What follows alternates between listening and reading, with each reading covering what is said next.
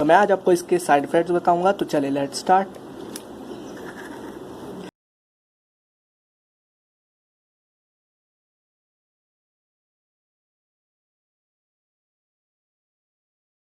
ये क्यूबॉल इसका brand name है और जो इसका जो जेनेरिक एपीआई है वो मैकोबालामिन है। ये 500 माइक्रोग्राम की टैबलेट है और इसके जो मैन्युफैक्चर है वो बॉच फार्मास्यूटिकल्स हैं। ये एल्यूमिनियम पाउच में आती है और ये यूज़ हो चुकी है, पेशेंट ने यूज़ कर चुका है। क्योंकि ये इसलिए मैंने यूज़ ली है क्योंकि ये लाइट सेंसिटिव होती है, इसको अगर लाइट में करेंगे तो ये डिग्रेड हो जाती है फ़ौरन। अब इसके इंडिकेशन में बात कर लेते हैं। ये बहुत ज़्यादा फ़ायदेमंद मेडिसन है और बहुत अच्छी इंपॉर्टेंट मेडिसन है। इसके इंडिकेशन की बात कर लें तो ये जो है एक विटामिन B12 की फॉर्म है, एज अ न्यूट्रिएंट यूज़ होती है ज़्यादातर, और ब्रेन नर्व्स की उसमें यूज़ होती है, हीलिंग में यूज़ होती है, और रेड ब्लड सेल्स की प्रोडक्शन में भी यूज़ होते हैं। और भी बहुत सी कंडीशंस में यूज़ होती है, जैसे परनीशियस एनीमिया और डायबिटिक पेशेंट भी इसे यूज़ करते हैं। और ख़ासतौर ये जो है विटामिन B12 डेफिशिएंसी में भी दी जाती है। और भी दूसरी कंडीशन जैसे अल्जाइमर डिजीज़, पार्किंसनिज्म, डिमेंशिया और न्यूरोपैथिक सिंड्रोम और पेरिफेरल न्यूरोपैथी, उसके अंदर भी ये दी जाती हैं। ये जो है नर्व्स, न्यूरॉन्स वगैरह की प्रोडक्शन और उनकी जो हीलिंग पावर होती है और उसको इम्प्रूव करती है और फैसिलिटेट करती है। तो ख़ासतौर ये लोग लेते हैं और बहुत अच्छी मेडिसिन है ये, बहुत अच्छी मेडिसिन है ये और इसके बहुत से फ़ायदे हैं। अच्छा, अब चलें इसके साइड इफ़ेक्ट्स की बात करें। चलें अब इसके डेंजरस साइड इफ़ेक्ट्स हैं जो बहुत ख़तरनाक हैं और यकीनन बहुत परेशान कौन है। वो उनमें सबसे ज़्यादा जो है, एक तो नर्वसनेस होती है, एनेक्शियसनेस होती है, इनवॉलंटरी अनकंट्रोलेबल मूवमेंट्स होती हैं, मूवमेंट्स अनकंट्रोलेबल हो जाती हैं। इसके अलावा लो लेवल हो जाता है पोटेशियम का ब्लड के अंदर, और कंजस्टिव हार्ट फेलियर भी हो सकता है आपको इससे, और क्लॉट्स फॉर्म हो सकते हैं आर्म्स और लेग्स के रीजन में, और लाइफ थ्रेटनिंग यानी कि जानलेवा जो कुछ एलर्जिक रिएक्शन, जिसमें सबसे ज़्यादा एनाफाइलैक्सिस हो सकता है। ये एक एलर्जिक रिएक्शन है, तो ये भी इसकी वजह से हो सकता है अगर आप इसको गलत तरीके से लें, कि इसके बहुत ख़तरनाक साइड इफ़ेक्ट्स मैं आपको बता रहा हूँ।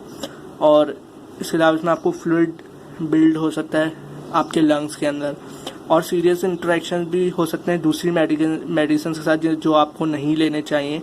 जैसे ग्रेप फ्रूट के साथ आपको नहीं लेनी चाहिए इस मेडिसिन को, क्योंकि इसके साथ बहुत सीरियस साइड इफ़ेक्ट्स, ख़तरनाक साइड इफ़ेक्ट्स कॉज करता है।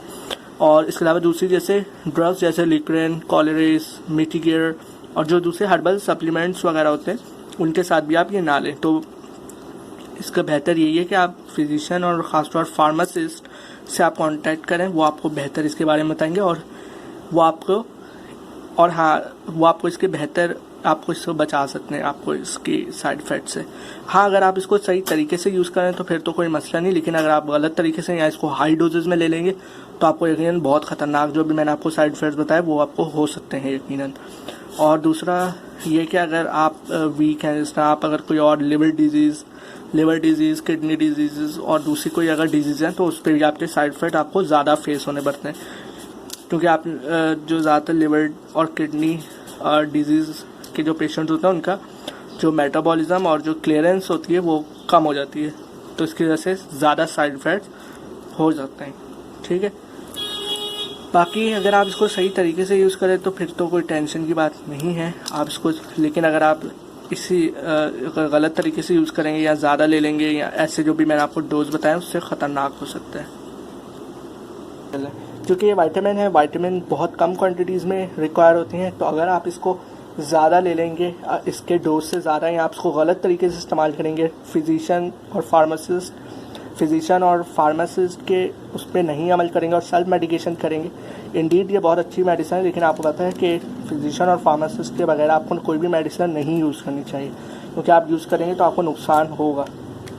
ठीक, तो अब इसके साइड इफ़ेक्ट्स में आ जाए तो सबसे पहले इसके जो साइड इफ़ेक्ट्स में आ जाए तो नौजिया हो सकता है, आपको उल्टी हो सकती है, वॉमिटिंग, डायरिया हो सकता है, और आपको एलर्जिक रिएक्शंस भी हो सकते हैं, जिसमें ज़्यादातर हाइव्स हो जाते हैं, रैशेज बढ़ जाती हैं, स्किन जो है वो उतरने लगती है, और ब्लिस्टर हो सकते हैं, सूज जाती है, स्वेलिंग हो सकती है, खुजली हो सकती है, इचिंग हो सकती है आपको, ठीक। सर में दर्द भी हो सकता है और आपको एपेटाइट जो है, आपकी भूख भी मर सकती है, जिसे कहते हैं, ख़त्म हो जाती है।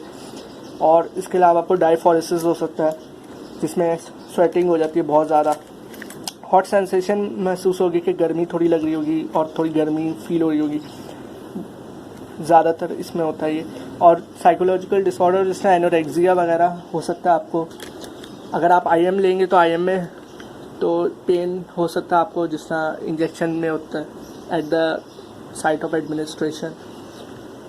और वैसे इसके ज़्यादा साइड इफ़ेक्ट्स नहीं हैं, क्योंकि ये बहुत अच्छी टैबलेट, लेकिन अगर आप इसको गलत तरीके से यूज़ करेंगे तो इसमें बहुत ज़्यादा इसके नुकसान आते हैं इसमें। और अगर देखें, मज़ीद देखें, तो इसमें आपको सांस लेने में मुश्किल हो सकती है, बोलने में थोड़ी मुश्किल हो सकती है, खाने में स्वेलिंग में थोड़ा मुश्किल हो सकता है, और अनयूजुअल होर्सनेस यानी कि थोड़ी आवाज़ में मसला हो सकता है। आपके माउथ और स्वेलिंग हो सकती है, यानी आपके माउथ, फेस के लिप्स में भी हो सकती है, टंग में भी हो सकती है और थ्रोट में भी हो सकती है। और डिजीनेस भी हो सकती है आपको। तो ये थे कुछ साइड इफ़ेक्ट्स इसके। अच्छा, अब ये साइड इफ़ेक्ट्स ज़रूरी नहीं है कि आपको ये सारे हों। इसकी कंडीशन, एक तो ये कंडीशन हो सकती है कि आपको इनमें से कुछ हो ही ना, ठीक। और एक ये हो सकती है कि आपको इनमें से कुछ हों, क्योंकि ज़रूर ये जो भी मैं आपको जितने भी साइड इफ़ेक्ट्स बताए, ये ज़रूरी नहीं है आपको ये सारे साइड इफ़ेक्ट्स हों।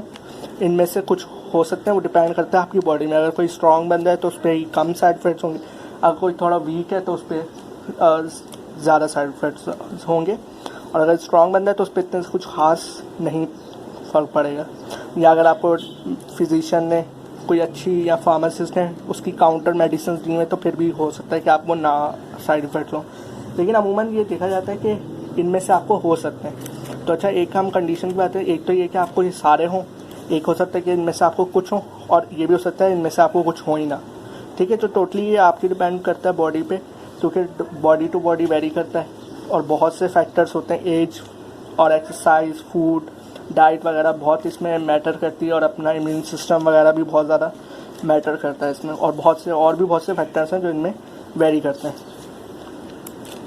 ठीक। तो ये थे। अच्छा, अब आप इनके साइड इफ़ेक्ट से बच कैसे सकते हैं? तो इसके साइड इफ़ेक्ट बचने की सबसे आसान बात यही है कि आप अपने फार्मासिस्ट या फिजिशियन, खासतौर अगर मेडिसिन से रिलेटेड पूछना है तो फार्मासिस्ट से आप रुजू कीजिए और उससे कांटेक्ट कीजिए, वो आपको इसके बारे में बेहतर गाइड कर सकता है। और कोशिश क्या करें कि किसी अच्छी फार्मेसी से मेडिसिन लिया करें, भले वो बड़ी ना हो, छोटी ना हो, उससे कोई फ़र्क नहीं पड़ता। मेन होता है कि आप देखें कि किस फार्मेसी में फार्मासिस्ट मौजूद है। फार्मासिस्ट अगर नहीं है तो आप डिमांड करें, और आप फार्मासिस्ट से मज़ीद इसके बारे में पूछ सकते हैं, तो वो आपको बेहतर गाइड करेंगे इस मेडिसिन के बारे में, ठीक। तो आप वहाँ से भी पूछ सकते हैं, तो वो आपको ऐसा हो सकता है कि इसके साइड इफ़ेक्ट से बचने की कुछ और मेडिसिन भी दे दें, तो आप उससे बच सकें। तो उम्मीद करता हूँ आपको इस वीडियो से फ़ायदा हुआ होगा। Thank you.